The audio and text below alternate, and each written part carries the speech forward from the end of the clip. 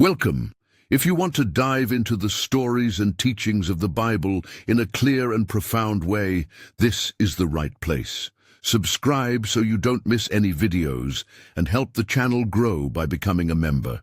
Let's go together on this journey of faith and knowledge. Stop for a moment and think with me. What if the Bible, the book that guides the faith of billions, contained a truth about Lucifer so dangerous, so fundamental, that it was intentionally sealed, not in lost texts, but hidden in plain sight, between the very lines of its pages? In this video, we are going to do the unthinkable. We are going to turn that forbidden key. My promise to you is that by the end of our journey today, you will discover not only who Lucifer was in his glory, but what he truly represented. We will unveil a concept so shocking, a philosophy so seductive, that it could completely redefine everything you know about the epic battle between good and evil. If you're ready to look behind the veil and understand the origin of the rebellion in a way you've never imagined, I ask you to show your courage and your commitment to the truth right now. Subscribe to the Bible Teachings channel, activate the notification bell so you don't miss a single revelation, and go down to the comments to leave a prayer request. Write, "Lord, illuminate my understanding so that the Holy Spirit may guide us on this journey." Let's begin. Part 1. The Architect of Perfection, Portrait of the Cherub. Before the fall, to understand the depth of an abyss, we must first contemplate the height of the mountain from which one fell. Before there was a Satan, the adversary, there was Lucifer, the light-bearer. And he was no ordinary angel. He wasn't just another star in the celestial firmament. The Bible gives us a sketch, a breathtaking glimpse of his magnificence, and it's crucial that we start here. In the book of the prophet Ezekiel, chapter 28, God allows us to read a letter, a lament directed at an earthly figure, the king of Tyre, but which echoes with unmistakable clarity the fall of a much older and more powerful entity. The words overflow with a glory that no mere mortal has ever possessed. Listen carefully to the description. You were the seal of perfection, full of wisdom and perfect in beauty. Let's pause here. The seal of perfection. Think about what that means.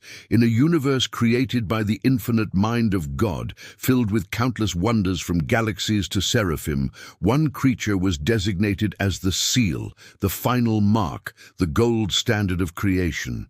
He was the pinnacle of divine design, a walking masterpiece. His wisdom wasn't just great. He was full of wisdom. His beauty wasn't just remarkable. He was perfect in beauty. The description continues, painting a picture of unimaginable splendor. You were in Eden, the garden of God. Every precious stone adorned you. And then a list of jewels that would make any earthly treasure look like dust. Carnelian, chrysolite, and emerald, topaz, onyx, and jasper, lapis lazuli, turquoise, and beryl. Each of these stones, set in gold, was not an adornment bought or received. It was part of his very constitution, woven into his being from the day of his creation. Imagine a creature whose very skin shimmered with the fire of 1,000 suns, reflected in perfect gems, a symphony of light and color. And it wasn't just his appearance. The Bible says, "Your settings and mountings were prepared in you on the day you were created." Music, harmony, worship. They weren't just something he did. They were who he was. He was a living instrument, a one-being orchestra, created to lead the heavenly worship. When he moved, heaven heard a melody. When he spoke, it was the very poetry of creation. His position was as exalted as his appearance. You were an anointed guardian cherub. Here is a crucial detail. He wasn't a messenger angel. He was a cherub, one of the highest orders of angels, guardians of God's holiness and glory. And he was anointed, set apart, consecrated for a specific and sacred function. He was a protector of the presence of God, walking among the fiery stones on the holy mount of God. He dwelled in a reality of purity and power we can barely conceive, where the very essence of God, was the air he breathed. It's impossible not to feel a chill reading this description. We are talking about a creature who personified perfection, flawless, without fault, without darkness. The Bible is clear. You were blameless in your ways from the day you were created.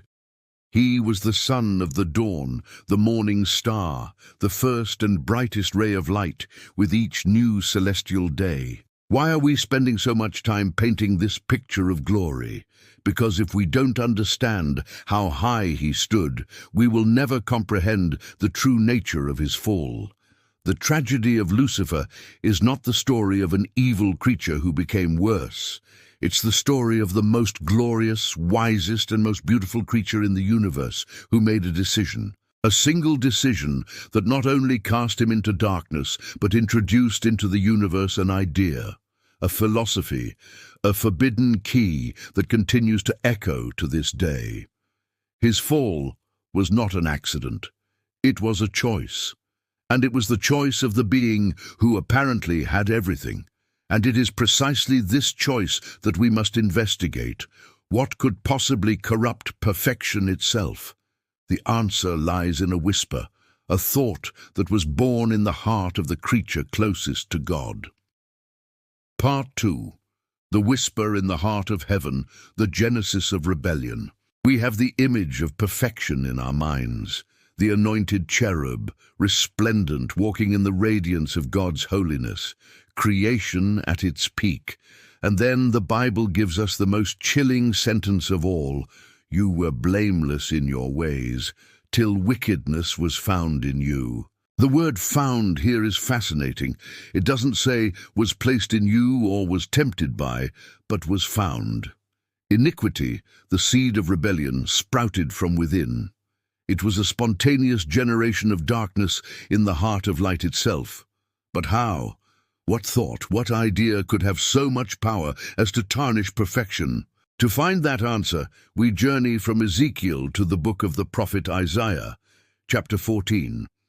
Just as in Ezekiel, the text is a lament, this time about the king of Babylon, but its words transcend human history and give us a monologue, a direct glimpse into the innermost thoughts of Lucifer. It is here that the key begins to turn in the lock. Isaiah tells us what Lucifer said in your heart. It wasn't a public speech. It was an inner whisper, a secret ambition that began to grow. And this ambition is articulated in 5 terrible declarations, 5 steps on a ladder he tried to build to climb above his Creator. Each of them begins with the words, I will. First, I will ascend to the heavens. But wait, wasn't he already in heaven in the most exalted position? Yes, but here heavens means more than a place. It means the throne, the sovereignty, the final authority. He was on the holy mount, but he was looking at the highest peak, the place that belonged only to God. His home was no longer enough. He wanted the command center. Second, I will raise my throne above the stars of God. The stars in biblical language often refer to angels. He no longer wanted to be the leader of the angels, the morning star among them. He wanted to place his throne of authority above them, ruling them not as an equal but as their God. He no longer wanted to serve alongside his brothers. He wanted to be worshipped by them. Third, I will sit enthroned on the Mount of Assembly, on the utmost heights of Mount Zaphon. In ancient thought, the north, Zaphon, was symbolically the dwelling place of the gods, the highest and most divine point in the universe. Lucifer was claiming for himself the place of supreme power, the center of all decisions and all worship. He wanted to preside over the divine assembly not as a servant, but as the sovereign. Fourth, I will ascend above the tops of the clouds.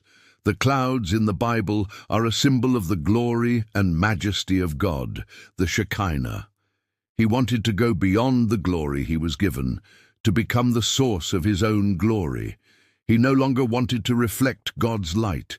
He wanted to be the source of light itself. And finally, the fifth and most shocking declaration, the pinnacle of his rebellion, I will make myself like the Most High.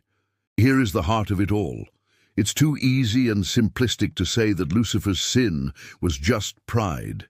Yes, pride was there, but it was a symptom of something much deeper. The Hebrew word for like here doesn't just mean similar to. It carries the idea of equal to, of being equivalent to. He didn't want to be like God in the sense of having divine qualities. He wanted to replace God. This was not a rebellion for power in the human sense, like a general who wants the king's throne. This was a philosophical rebellion.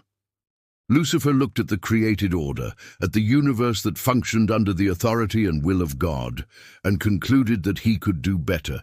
He saw himself as a viable alternative. His wisdom, his beauty, his ability, they became for him proof that he didn't need a creator.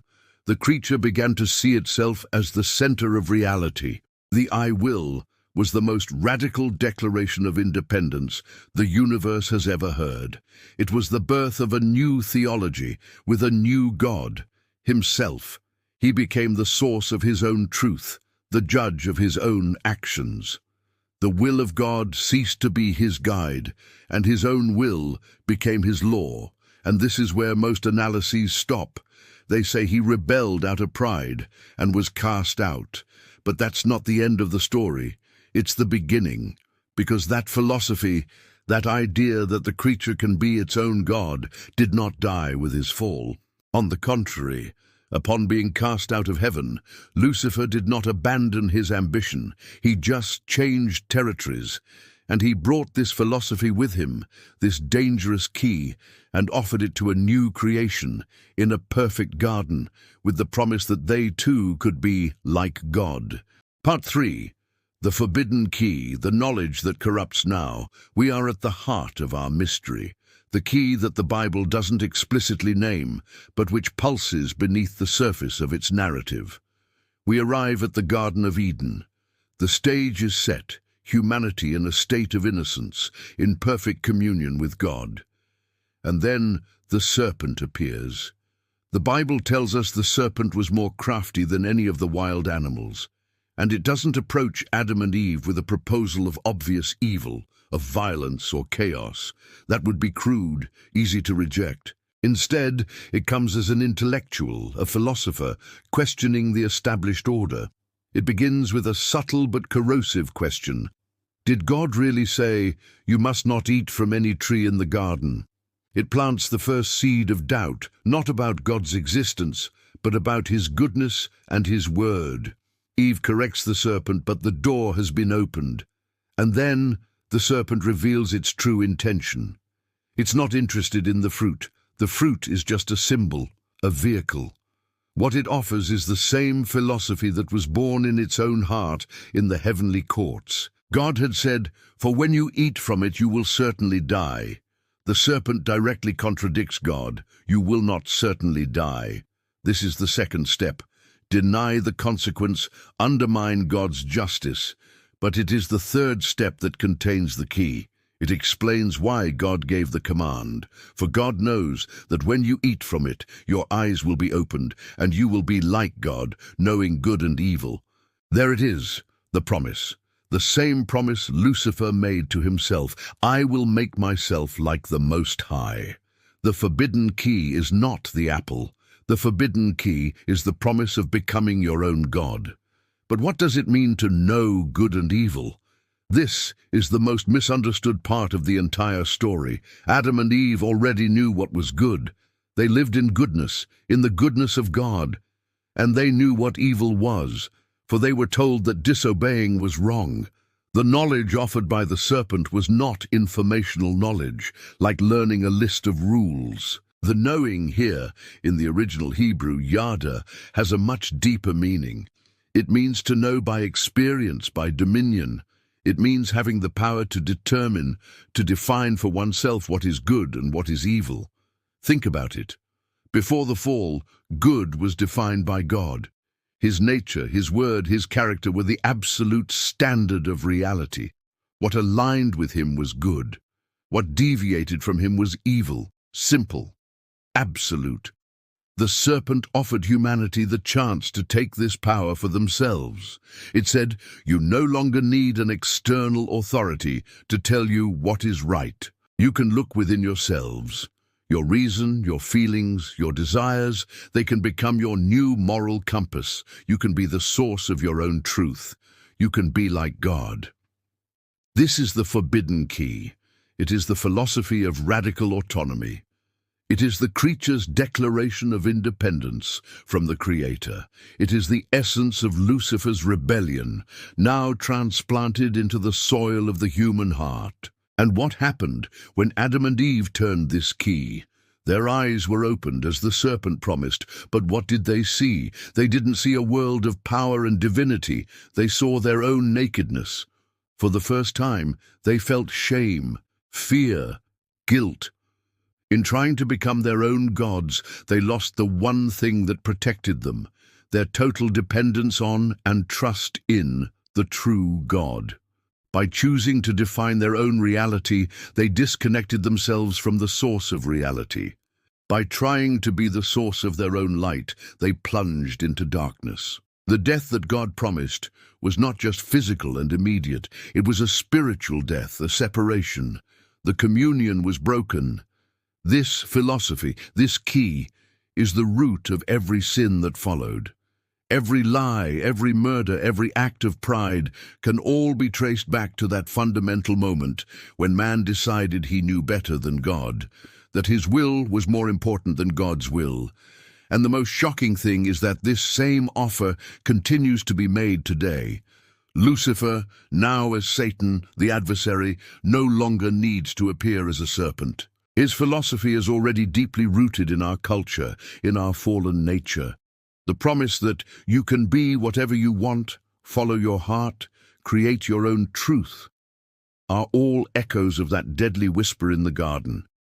It is the promise of self-deification, disguised as self-help and freedom, and this is how the legacy of this forbidden key operates in the world. Part 4.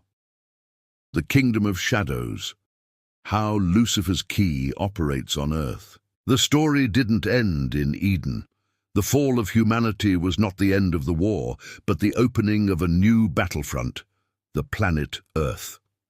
Lucifer's philosophy, the forbidden key of self-deification, found fertile ground in the human heart. But his plan was far more ambitious than simply corrupting individuals. He sought to create a kingdom, a structure, a world system based on his philosophy of rebellion.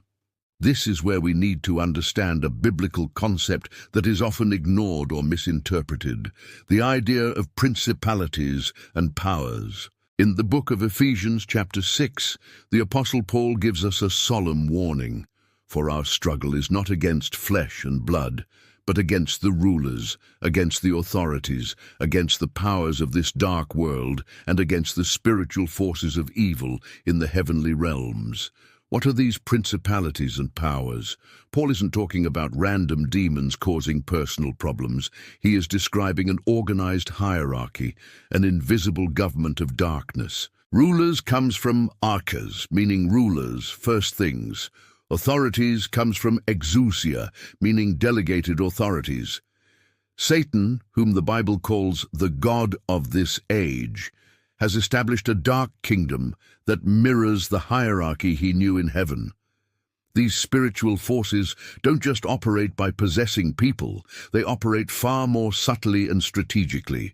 They influence ideologies, shape cultures, inspire political and economic systems, and oversee geographical territories. Remember in the book of Daniel, when an angel was detained for 21 days by the prince of the Persian kingdom.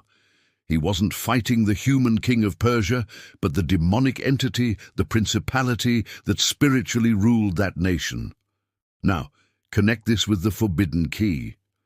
How does this philosophy of radical autonomy manifest through these structures? Think of the great empires of history that deified themselves. Pharaohs and Caesars who declared themselves gods, demanding worship. That is Lucifer's philosophy institutionalized. It is the "I will ascend and make myself like the Most High" turned into state policy. Think of the ideologies of the 20th century that promised to create paradise on earth, a perfect world without the need for God. Ideologies that declared man as the measure of all things, and in the name of this utopia, committed unspeakable atrocities. They offered salvation through the system, the party, the leader. It was the serpent's promise on a global scale. Eat of this political fruit, and you will be like gods, masters of your own destiny. And today, where do we see this key in operation? It is more subtle, but perhaps more widespread than ever. It's in the culture that celebrates the ego as the most important thing, that tells us our personal happiness is the supreme good, no matter the cost to others. It's in the philosophy that says there is no absolute truth, that everyone can construct their own, turning billions of people into little gods of their own subjective universes. It's in the economic systems that promote greed and materialism as virtues, telling us that our worth lies in what we possess, not in who we are before God. It's in the technology that offers us an almost godlike power to create our own virtual realities and connect with the whole world, while isolating us from real fellowship and connection with our Creator. This is the climax of our revelation. The spiritual battle we face is not just a fight against individual sins like anger or lying. It is a war against a worldview, a complete ideology, the Luciferian worldview. It is the struggle between two realities, the reality of God, where freedom is found in loving submission to Him, and the reality of Lucifer, where freedom is the relentless pursuit of autonomy and power, a pursuit that, ironically, always ends in slavery. The forbidden key is not an ancient artifact. It is a living, breathing idea that is offered to us every day in 1,000 different ways. And every time we choose our will over God's will, our truth over God's truth, we are, on a small scale, turning that same key in our own heart. We have journeyed from the dazzling heights of heaven, where a perfect cherub dreamed of being God, to the dark depths of the human heart, where that same seed of rebellion found a new home. We have seen how Lucifer's ambition, the "I will ascend," transformed into a philosophy, a forbidden key offered to humanity in Eden. The great revelation, the shocking truth that the title of this video promised, is this: the essence of evil, the root of Satan's strategy, is not to promote pain, chaos, or destruction as ends in themselves. Those are just the consequences. The true essence of evil is the promise of self-deification. It is the lie that the creature can find fulfillment and freedom by becoming the center of its own universe, independent of its creator. The forbidden key is the offer of absolute moral autonomy. The idea that you have the right to define what is good and what is evil for yourself. The Bible may not use the phrase "forbidden key," but it tells this story on every page. From the fall in Genesis, through the arrogance of the Tower of Babel, the idolatry of the kings of Israel, the self-righteousness of the Pharisees, to the final warning in Revelation about the man who sets himself up in God's temple, proclaiming himself to be God. It is the same story, the same philosophy, the same rebellion. So what is the resolution for us? If this key is so powerful and its philosophy so pervasive in our world and in our own nature, how can we protect ourselves? How can we fight? The answer is as profound as the rebellion itself, but in a completely opposite direction. If Lucifer's rebellion was, "I will ascend," our defense is, "Your will be done." If his key is pride, our weapon is humility. True freedom is not found in being our own gods. That is the greatest lie in the universe. True freedom is found in surrender.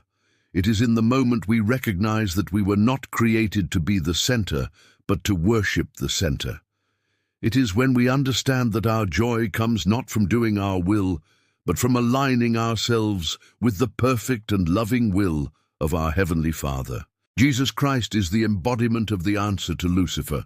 While Lucifer, the highest creature, said, "I will ascend," Jesus, the Creator himself, emptied himself by taking the form of a servant. While Lucifer sought to be equal with God, Jesus, being God, became a man. He demonstrated that the way to glory is not to ascend, but to descend, not to grasp for power, but to give oneself in service and sacrifice. Understanding the forbidden key changes everything. It changes how we see temptation. It's not just a fight against a wrong desire. It's a fight against the philosophy that tells us we have the right to satisfy that desire. It changes how we see the world. We don't just see political or social problems. We see the reflection of a spiritual war between the ideology of autonomy and the truth of God's sovereignty. The promise I made you at the beginning was that you would understand the battle between good and evil in a new way.